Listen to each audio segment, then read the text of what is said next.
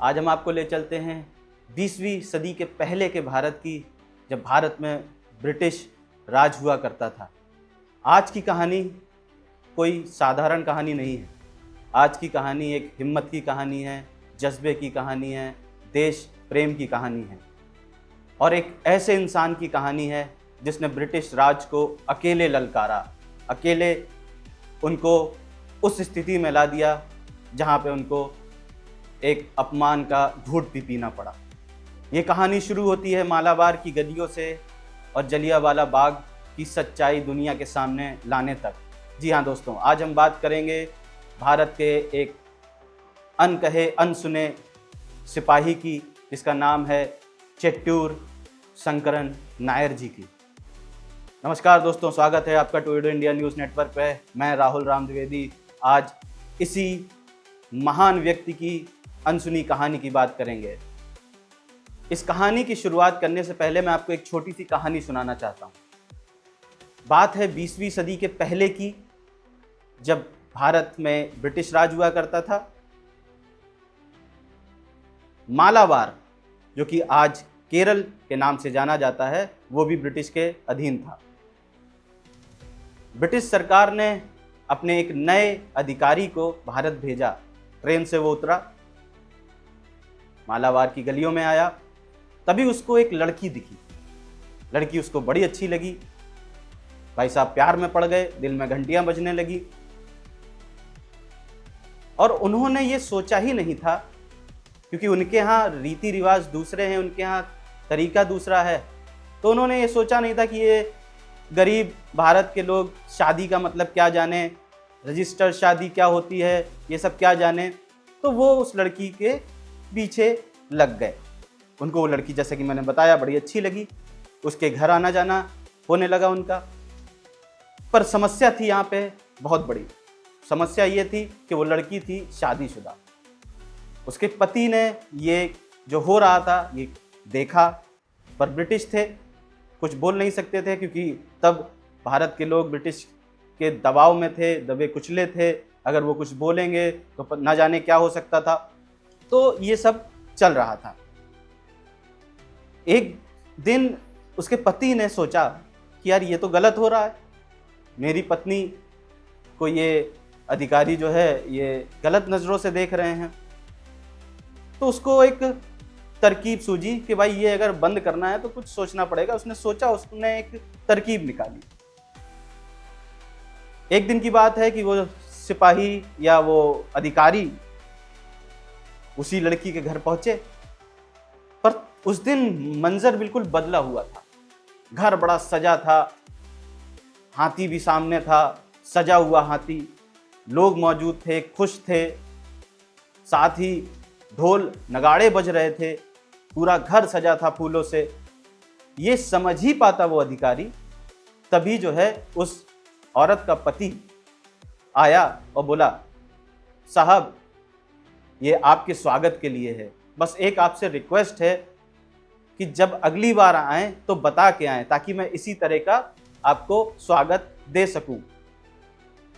सिपाही या उस अधिकारी को कुछ समझ में आता, इससे पहले उसने सोचा कि यहाँ से निकला जाए, लेकिन निकले तो कैसे निकले, वहाँ पे बहुत लोग मौजूद थे, वो भी उसके पीछे पीछे जाने लगे। और वो दिन था, उसके बाद से वो अधिकारी कभी उस औरत के घर नहीं आया। तो दोस्तों, ये कहानी जो है हमको सर शंकरन नायर की किताब से मिली। दोस्तों, शंकरन नायर कोई साधारण इंसान नहीं थे। पेशे से वकील थे, बाद में जज भी बने और देश के लिए कुछ ऐसे काम करे जिसका उल्लेख करना बहुत जरूरी है। वो एक ऐसे इंसान थे जिन्होंने ब्रिटिश सरकार को चुनौती दी, खुली चुनौती, और साथ ही जलियांवाला बाग जो कांड हुआ था उसका सच पूरे भारत या पूरी दुनिया के सामने लेकर आए। 1857 में केरल के पलक्कड़ में जन्मे सर नायर एक रसूखदार खानदान से बिलोंग करते थे। उनके दादा ईस्ट इंडिया कंपनी में काम करते थे, पर सर नायर का जो एक सोचने का तरीका था या नज़रिया था वो बिल्कुल अलग था। और जो कि उनको आगे देश के लिए वो नज़रिया काम भी आया। मद्रास में पढ़ाई के बाद उनको लॉ की तरफ एक रुझान हुआ और फिर आगे चल के उन्होंने कानूनी पढ़ाई भी करी और यहीं से शुरू होती है उनकी बेबाकी, जिसकी वजह से वो जाने गए और आगे उनकी एक पहचान भी इसी से बनी। जैसा कि मैंने बताया कि सर नायर अपनी बेबाकी के लिए जाने जाते थे, उसी से जुड़ा एक किस्सा मैं आपको आज बताता हूँ कि एक बार मद्रास हाई कोर्ट में भारतीय जो वकील थे उन्होंने फैसला किया कि अब किसी भी अंग्रेज को अपना सीनियर नहीं बनाया जाएगा और इसका सर नायर ने विरोध भी किया। क्यों किया? क्योंकि उनका ये मानना था कि किसी को भी अपना गुरु चुनने का पूरा अधिकार है और इस बात से उनसे बहुत लोग नाराज़ हुए। लेकिन जैसा कि मैंने बताया कि वो किसी की नाराज़गी का कोई भी उन पर असर नहीं पड़ता था। जो वो सोचते थे उस पर वो बहुत फर्म रहते थे, अडिग रहते थे। 1908 में जब मॉन्टेगू चेम्सफोर्ड की सुधारों की जो बात हो रही थी उसमें शंकरन नायर का एक बड़ा योगदान रहा। नायर ने एक लेख, अंग्रेजी लेख में एक बहुत बड़ा विरोध दर्ज कराया। उन्होंने लिखा कि जो अंग्रेजी ज्यूरी है वो काफ़ी भेदभाव करती है, वो अंग्रेज़ों को सपोर्ट करती है, भारतीयों को सपोर्ट नहीं करती है और जिसकी वजह से उनको इस लेख की वजह से नुकसान भी काफ़ी हुआ, क्योंकि इस लेख की वजह से एंग्लो इंडियन जो थे वो काफ़ी नाराज़ हो गए। इसी बीच सर नायर जज भी बनने वाले थे, लेकिन एंग्लो इंडियन जो समुदाय था उन्होंने वाइसराय को लेटर लिखा और उसमें लिखा कि इनको जज ना बनाया जाए। लेकिन सर नायर अपने लिखे लेख पर या जो उनके विचार थे उस पर अडिग रहे और एंग्लो इंडियन की नाराज़गी के साथ साथ बहुत ही रूढ़िवादी जो भारतीय थे उनकी भी नाराज़गी झेलने के बावजूद वो अपनी जो उनकी आइडियोलॉजी थी उस पर वो अडिग रहे। इसके बावजूद मद्रास हाई कोर्ट के जज बने और इस कुर्सी को संभालने के बाद उन्होंने बहुत बड़े बड़े फैसले जो है उनको ऑर्डर किए। 1914 में बुदासना बनाम फातिमा के केस में उन्होंने एक ऐतिहासिक फैसला सुनाया। उन्होंने इस फैसले में लिखा कि हिंदू धर्म अपनाना कोई जुर्म नहीं है। साथ ही कई अंतरजाति या अंतर धार्मिक जो है शादियां को उन्होंने मंजूरी दिलाई, जो कि एक बहुत ऐतिहासिक फैसला था उस टाइम का। इन सब फैसलों से विवाहों को एक कानूनी मान्यता मिली। भारत के राज्य सचिव एडविन मॉन्टेग्यू ने सर नायर के लिए एक बड़ी अजीब बात बोली। उन्होंने कहा, दिस मैन इज़ इम्पॉसिबल। ये जब बहस करता है तो किसी की नहीं सुनता है और ना ही समझौता करता है, और क्यों ना हो, यही तो पहचान थी सर नायर की। इन सारी आलोचनाओं के बावजूद मद्रास हाई कोर्ट में सर नायर का रुतबा बहुत बड़ा था। 1897 में कांग्रेस के अध्यक्ष बने और दोस्तों वो एक लौते ऐसे अध्यक्ष हैं जो मलयाली हैं और आज तक उनके अलावा और कोई व्यक्ति बना भी नहीं है। 1908 में दोस्तों उनको मद्रास हाई कोर्ट का स्थायी जज भी बनाया गया और इसी के साथ 1912 में अंग्रेजी सरकार ने उनको नाइट की उपाधि दी, जिसके बाद उनके नाम के आगे लगा सर चेट्टूर शंकरन नायर। 1915 में दोस्तों सर नायर वाइसराय काउंसिल के अध्यक्ष भी बने। उनका मानना था कि भारतीयों को भी शासन चलाने का हक है। उनका कहना था कि हम भी पढ़े लिखे हैं, हमें भी शासन प्रशासन करना आता है। उस वक्त के ज़्यादातर कांग्रेस नेताओं की तरह सर नायर भी लड़ाई झगड़े के विपरीत रहते थे। उनका मानना था कि अंग्रेज शासन के साथ साथ हम अपनी शासन भी चला सकते हैं। और 1919 में दोस्तों एक ऐसी घटना घटी जिसने सर नायर को ब्रिटिश सरकार का दुश्मन बना दिया। आज ही का दिन था 13 अगस्त 1919, जलियांवाला बाग कांड। उस दिन पंजाब में लोग बैसाखी मनाने के लिए और रॉलेट एक्ट के लिए इकट्ठा हुए थे, जिसका उनको विरोध करना था। इस बाग में 3 तरफ से दीवारें थी, एक तरफ निकलने का रास्ता था केवल, और उसके बाद जो हुआ वो आपका खून खौला देगा। जैसा कि मैंने बताया कि लोग वहां पे शांतिपूर्वक बैठे हुए थे और भाषण चल रहे थे। तभी जनरल डायर वहां अपनी सिपाहियों के साथ आया जो कि मात्रा में बहुत थे। उसने पूरी तरफ से, जिस तरफ से एंट्रेंस था, पूरा घेर लिया और सारे सिपाही तैनात हो गए। उनमें से जो उनका सिपाहियों का जो हेड था, उसने डायर से पूछा भी कि क्या सर हम इनको वार्निंग दे सकते हैं? तो डायर ने कहा नहीं, वार्निंग कई बार दे चुके हैं, अब सीधे स्टार्ट द फायर। और फिर जब फायर स्टार्ट हुई दोस्तों, ना बच्चे देखे, ना बूढ़े देखे, ना औरतें देखी, और जवान तो वो क्या देखेंगे। इतनी गोली चलाई, इतनी गोली चलाई, और तब तक गोली चलाई जब तक उनके पास जो गोलियां मौजूद थी वो खत्म नहीं हो गई। एक एक गोली 3-3 लोगों को लगी, एक के बाद एक। इतनी भीड़ थी वहां पे। इस कांड में ब्रिटिश सरकार बोलती है कि कुछ 200 लोग मरे, लेकिन वहां पे जो लोग मौजूद थे और किसी कारणवश बच गए, उन्होंने बताया कि लगभग 1000 से ज़्यादा लोग मरे। वहाँ की स्थिति इस बात से भी जानी जा सकती है कि वहाँ पे एक कुआं था। लोग अपने आप को बचाने के लिए कुएं में कूदे, लेकिन उसके बावजूद जो ब्रिटिश सैनिक थे, उन्होंने कुएं के अंदर भी गोलियां चलाईं, पर कुएं से कोई निकल तो सकता नहीं था और वहाँ पे भी लाशों का कुआं बन गया। ब्रिटिश प्रधानमंत्री विंस्टन चर्चिल ने हाउस ऑफ कॉमन्स में ये कहा भी था कि वहाँ पे निहत्थे लोग थे, वो एक सभा कर रहे थे, उनकी कोई गलती नहीं थी। उन्होंने कहा कि लोग भाग रहे थे, चिल्ला रहे थे, कुछ लोगों ने अपने आप को ज़मीन में भी फेंक दिया, लेकिन उसके बावजूद उनको गोली मारी गई। उन्होंने डायर को इस बात का दोषी भी बताया। जनरल डायर उस वक्त अमृतसर में प्रभारी था, लेकिन क्या वो अकेला दोषी था? नहीं दोस्तों, एक और शख्स था जो इस कांड का उतना ही दोषी था जितना जनरल आर डायर था, क्योंकि जनरल डायर की इतनी हिम्मत नहीं थी कि वो अकेला ये डिसीजन ले सके। पंजाब के लेफ्टिनेंट गवर्नर माइकल ओ डॉयर भी इस घटना के उतने ही दोषी थे जितना आर डायर था, लेकिन सजा किसी को नहीं मिली। जनरल डायर को सस्पेंड कर दिया गया, पर माइकल ओ डॉयर को किसी ने एक सवाल तक नहीं पूछा। वहीं इस पूरे कांड को दुनिया के सामने, इस पूरे कांड की सच्चाई दुनिया के सामने लाने का जो सबसे बड़ा रोल था, वो सर शंकरन नायर जी का था। जलियांवाला बाग कांड के बाद पूरे देश में एक गुस्सा था, एक रोष था।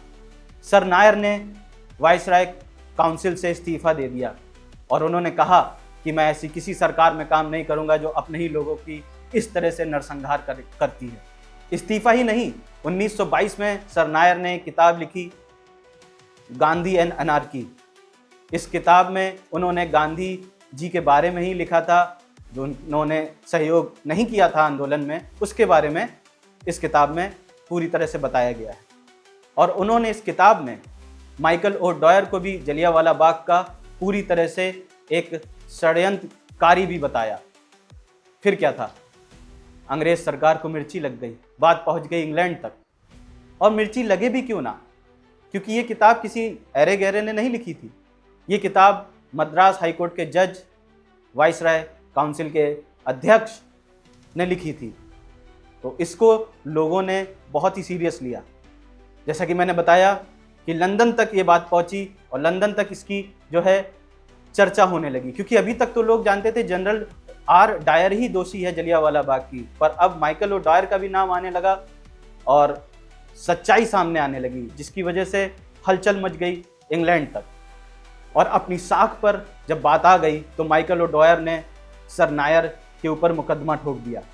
और जब केस की शुरुआत हुई तो कुछ ऐसी हुई जैसे कि माइकल ओ डॉयर को इस तरह से दिखाया जा रहा था जैसे कोई वो हीरो हो। ओ डॉयर के जो वकील थे, उन्होंने अदालत में बोला कि माइकल ओ डॉयर ने एक बड़े ही जो घटना हो सकती थी उसको रोका। इस तरह से पेश किया गया जैसे ओ डॉयर ने एक बहुत बड़ा इनाम देने वाला काम किया। लेकिन हंटर कमीशन की जो रिपोर्ट थी वो कहती थी कि कोई भी बगावत या वहाँ पे किसी तरह का अहिंसा होने का कोई भी सबूत नहीं थे। नायर की तरफ से केस लड़ने वाले वकील का नाम था सर वॉल्टर, जो कि अभी अभी मद्रास हाई कोर्ट से चीफ जस्टिस की पद से रिटायर हुए थे। सर नायर के वकील ने बताया जलियांवाला बाग में कोई बगावत की भी बात नहीं थी और ना ही इस बात के कोई सबूत थे। मुकदमा शुरू हुए 2 दिन हुए थे। जज साहब यानी मकाडी ने सर नायर के वकील से पूछा, क्या आप ये साबित करना चाहते हैं कि जलियांवाला बाग में चलाई हुई गोलियां जो कि डायर के हुक्म पे चलाई गई थी वो सही थी या गलत? ये जज साहब ने जूरी को पूरी तरह से कन्विंस करने की कोशिश करी। उन्होंने कहा कि हो सकता है कि जो डायर ने फैसला लिया गोली चलाने का वो लंदन में बैठ के हमको गलत या सही साबित हम लोग को लग रहा होगा, लेकिन हो सकता है कि इंसानों को बचाने के लिए ये कदम उठाया गया हो। और ये होना ही था क्योंकि वो अंग्रेज थे और अंग्रेज़ों का सपोर्ट करना शायद उनको यही आता था। आप सोचिए, एक नरसंहार जो हुआ उसको एक घटना साबित करने के लिए अंग्रेजी जूरी तुली रही पूरे केस में। ये केस 5 हफ्ते चला। उस टाइम का ये सबसे लंबा चलने वाला सिविल केस था। अखबारों में खूब चर्चा हुई, लोगों में बहुत चर्चा हुई।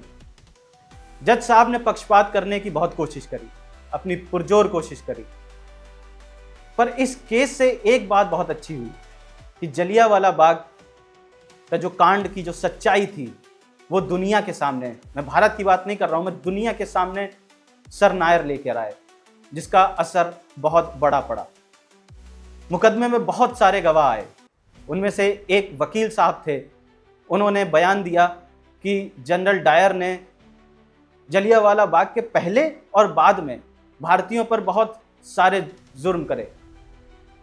ये दर्शाता है कि जनरल डायर कोई अच्छा आदमी नहीं था। उसने उस दिन जानबूझ के लोगों पर गोलियां चलाई थी और शायद वो इस घटना को करने के लिए समय की प्रतीक्षा ही कर रहा था। सोचिए आप जरा, ये पंजाब की अकेले की बात नहीं थी। दुनिया तो केवल जलियांवाला बाग को ही जानती है, लेकिन इसके बाद भी भयानक अत्याचार हुए लोगों पर, भारतीय लोगों पर। लोगों को जमीन पर रगड़ के चलने के लिए मजबूर किया गया। और इस नरसंहार यानी जलियांवाला बाग के कांड के बाद दूसरे ही दिन गुजरांवाला में बम गिराए, मासूमों पर गोली चलाई। यह था अंग्रेज राज। आपको क्या लगता है, जनरल डायर की ये अकेले की बस की बात थी ये डिसीजन लेना? नहीं। सर नायर ने अदालत में ये साबित किया कि पंजाब के लेफ्टिनेंट गवर्नर माइकल ओ डॉयर ने उकसाया जनरल डायर को, जिसकी वजह से उसने ये कदम किया। बल्कि उकसाया ही नहीं, खुली छूट दी। और इस बात को ब्रिटिश के पूर्व प्रधानमंत्री हेनरी हॉवर्ड ने भी माना। उन्होंने हाउस ऑफ कॉमन्स में ये माना कि अगर अधिकारियों ने अपना काम सही से किया होता तो 13 अप्रैल 1919 की जो घटना हुई है वो शायद ना होती। सारी गवाही होने के बाद, दलीलें होने के बाद फैसला वही आया दोस्तों जो उस टाइम पे लोग एक्सपेक्ट कर रहे थे। जज मकाडी ने जो फैसला सुनाया, जब उसके बाद एक भाषण दिया, उस भाषण में कहा कि जनरल डायर ने सही काम किया। उन्होंने जो उस दिन डिसीजन लिया वो बिल्कुल सही था। ये जो फैसला आया था दोस्तों, इसका सबने विरोध किया। इंडियन ऑफिसर्स, आर्मी, यहाँ तक ब्रिटिश सरकार के कुछ लोगों ने भी इसका विरोध किया और इन सभी ने जनरल डायर को दोषी माना था। शायद तभी ये इस फैसले से खुश नहीं थे। 11 जजों की बेंच ने सर नायर के खिलाफ फैसला सुनाया और सर नायर वहाँ पे केस हार गए। लेकिन सर नायर यहाँ पे टूटे नहीं, हारे नहीं। जज मकाडी ने बोला कि आप फिर से केस कर सकते हैं। तो सर नायर ने कहा, जब 12 जज ने ये फैसला सुनाया है तो 12 अगर और आ जाएंगे तो वो भी यही फैसला सुनाएंगे। और ये कहकर उन्होंने दोबारा केस ना लड़ने का फैसला किया। जज मकाडी ने सर नायर को 2 ऑप्शन चुनने के विकल्प दिया, या तो 500 पाउंड भरो और केस लड़ने की जो फीस थी वो भी भरो, या तो माफ़ी मांगे। सर नायर ने माफ़ी मांगने से इनकार किया और 500 पाउंड प्लस केस का खर्चा भरा। अगर आज के हिसाब से देखा जाए तो दोस्तों 32 या 33 लाख के बराबर था। और उन्होंने ऐसा इसलिए किया क्योंकि भले ही वो केस हार गए हों, लेकिन दुनिया के सामने जलियांवाला बाग कांड का फैसला सामने आ गया था। और सर नायर के इस केस की वजह से भारत की आज़ादी की जो क्रांति थी उसमें और घी डालने का काम किया। हिंदुस्तानियों को समझ में आ गया था दोस्तों कि ब्रिटिश सरकार केवल ब्रिटिश लोगों के लिए है, भारतीय नागरिकों को वो कुछ समझती नहीं है। वहीं माइकल ओडॉयर को भले ही वो केस जीत गए हों, लेकिन उनकी साख को ऐसा बट्टा लगा जिसका शायद वो कभी निशान मिटा ना पाए। 1928 में माइकल ओडॉयर एक जगह लंदन में भाषण देने गए, पर जैसे ही वो भाषण देने के लिए स्टेज पर पहुंचे, लोगों ने नारे लगाना चालू कर दिया, विरोध करना चालू कर दिया, जिसकी वजह से उनको वहां से बिना भाषण दिए लौटना पड़ा। 1940 में दोस्तों अंत में माइकल ओडॉयर लंदन में एक जगह भाषण देने गए थे। जैसे ही वो भाषण देने के लिए स्टेज पर गए, ऊधम सिंह ने उनको इस दुनिया से रुखसत करने का फरमान जारी कर दिया। और इसी घटना के साथ जलियांवाला बाग जो कांड हुआ था उसका बदला पूरा हुआ। दोस्तों सर नायर की कहानी इतनी प्रेरणादायक है कि इस पर एक अब फिल्म बन रही है। अभिनेता हैं अक्षय कुमार, फिल्म का नाम है केसरी चैप्टर 2। इस फिल्म में हमें सर नायर की दृढ़ता, देश प्रेम, देश के लिए उनकी समर्पण की भावना, ये सारी कुछ देखने को मिलेगी। सर नायर एक वकील या एक जज ही नहीं थे, वो एक साहसी पुरुष थे। जो उन्होंने संकल्प ले लिया वो उस पर अडिग रहते थे, अपनी बात पे अडिग रहते थे। उनकी इस कहानी से हमको एक बात तो पता चलती है कि सच की लड़ाई लंबी हो सकती है, लेकिन उसमें कभी हार नहीं मिलती। सच एक ना एक दिन जरूर जीतता है। तो दोस्तों ये थी सर नायर की एक अनसुनी कहानी। आपको ये कहानी कैसी लगी? क्या आप भी मानते हैं कि सत्य की जीत एक दिन होती है? तो कमेंट में बताएं। ये कहानी आपको कैसी लगी? अगर अच्छी लगी तो लाइक करिएगा, शेयर करिएगा, कमेंट करिएगा। आज के लिए बस इतना ही। मैं फिर जल्दी मिलूंगा आपसे, तब तक के लिए जय हिंद, जय भारत।